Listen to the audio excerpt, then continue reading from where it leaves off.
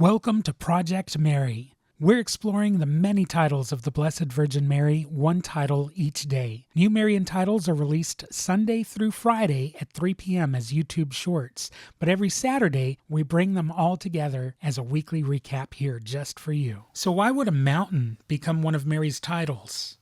High in the jagged mountains of Catalonia in Spain sits a monastery that has drawn pilgrims for nearly 1,000 years. Inside is a famous statue of Mary known as Our Lady of Montserrat. The statue is sometimes called La Moreneta, meaning the little dark one, because of its dark color. Pilgrims travel through winding mountain roads and steep paths just to stand before this small image. Kings, peasants, artists, saints, they've all made the journey. The dramatic mountains surrounding the shrine make it feel almost like a fortress of prayer carved into stone.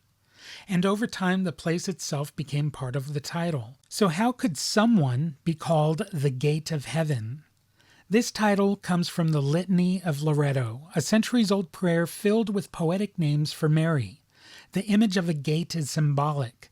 A gate is not a destination itself, but the entrance into something greater. Christians believe Jesus is the way to heaven, and Mary's role was to bring him into the world. Because of that, many early writers described her as the gate through which salvation entered history. It's a simple image, but a very powerful one. Among the many titles given to Mary, some explain doctrine, and others invite reflection. So could a Marian apparition happen in modern Africa? In 1981, several students in the small village of Kibeho in Rwanda reported visions of the Virgin Mary. The messages they described focused on prayer, repentance, and reconciliation. Years later, the local bishop officially approved devotion connected to the apparitions. What makes Kibeho especially striking is that some of the reported visions warned of terrible violence if people did not turn away from hatred. Sadly, Rwanda would later experience devastating conflict in the 1990s. Today, Kibeho has become an important pilgrimage site and a place where people pray for peace and healing. How did a small statue stop an entire wagon train? In the 1600s, a small statue of Mary was being transported across what is now Argentina. According to tradition, the wagon carrying the statue suddenly became impossible to move. When the statue was removed, the wagon moved easily again. People believed Mary wished to remain in that place, and a shrine was eventually built there.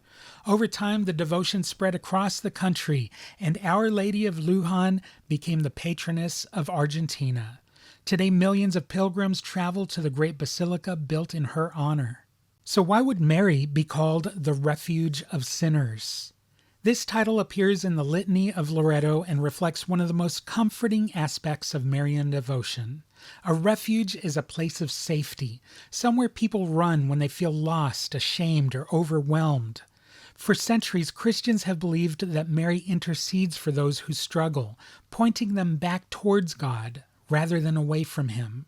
It's not about ignoring wrongdoing, it's about hope that mercy is always possible.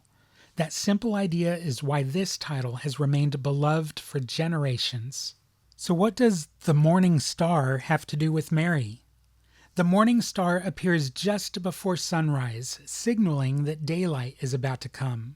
In Christian symbolism, Christ is often compared to the rising sun, the light of the world. Because Mary's role was to bring Christ into the world, she became associated with the star that appears before the dawn. The title appears in the Litany of Loreto and has inspired centuries of art, poetry, and music. It's a gentle image, not the sun itself, but the first sign that that light is coming. Thank you for joining me on Project Mary. New Marian Titles posted Sunday through Friday at 3 p.m. with a weekly recap every Saturday at 3. On iACT, you'll also find church tours, rosaries, liturgical music, and much more. Please subscribe, share, and leave a comment. God bless.